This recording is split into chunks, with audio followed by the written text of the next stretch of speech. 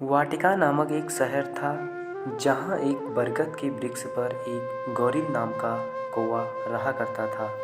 एक दिन जब क्या होता है, गौरील प्रातःकाल जब अपने भोजन की तलाश के लिए घोंसले से कुछ दूर जंगल की सैर के लिए निकल पड़ता है, तो उससे ठीक पहले उसकी घोंसले के बाहर एक शिकारी उसके लिए जाल बिछाकर बैठा हुआ था। उस जाल के अंदर उस शिकारी ने अनाज के कुछ दाने रखकर बैठा हुआ था, क्योंकि उस दानों में जब गौरील की नज़र पड़े और गौरील जो है आसानी से उस जाल में फंस जाए ताकि उसको शिकार करने में आसानी हो सके।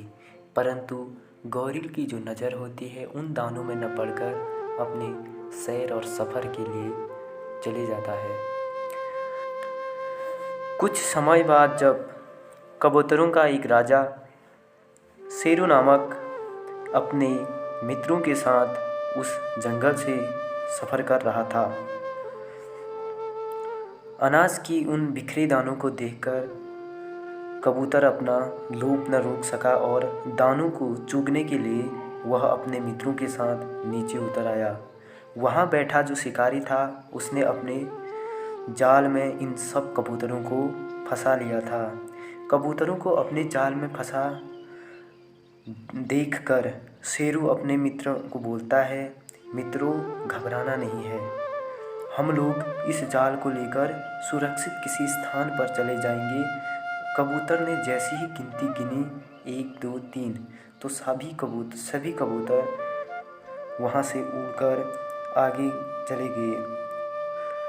उस शिकारी के आँखों में धूल झोंककर सारे कबूतर जो है काफ़ी आगे चले जाते हैं और कबूतरों का जो राजा होता है शेरू, वो अपने मित्रों को कहता है, मित्रों, डरो नहीं। वहाँ एक मेरा भोलू नामक मित्र है जो हमको इस जाल से बाहर लाने में हमारी सहायता अवश्य करेगा, इसलिए हम उसके घर चले जाते हैं इस समय।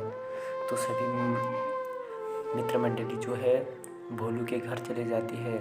भोलू अपना कार्य कर रहा होता है उस समय, तो जब शेरू ने उसको आवाज़ मारी, हे मित्र भोलू, तो जो उसका मित्र था शेरू, तो वह बहुत ही प्रसन्न और आनंदित हो उठता है, क्योंकि उसका मित्र काफ़ी लंबे समय से उसको मिलने के रूप में उसके घर गया था। जब उसने उसके जाल में फंसे हुए लोगों को देखा और उस शेरू को देखा तो वह बहुत आश्चर्य हुआ। भोलू कहता है शेरू से, ठीक है, तुम राजा हो इसलिए मैं सबसे पहले आपको बाहर निकालूंगा, फिर जितने भी शेष कबूतर बचेंगे इस जाल में, फिर मैं उनकी सहायता करके उनको इस जाल से बाहर निकालूंगा। लेकिन यहाँ पर शेरू कहता है, नहीं, सबसे पहले मेरे सभी साथियों को बाहर निकालो, क्योंकि राजा का धर्म होता है प्रजा की रक्षा करना, इसलिए पहले मेरी प्रजा की रक्षा करो, फिर उसके बाद मेरी रक्षा करना। भोलू नामक जो चूहों का राजा होता है वह काफ़ी प्रसन्न और आनंदित हो उठता है और कहता है, राजा का धर्म मानना मेरा परम कर्तव्य है, इसलिए मैं सभी का बंधन काट के मैं सबको इस जाल से मुक्त करा दूंगा।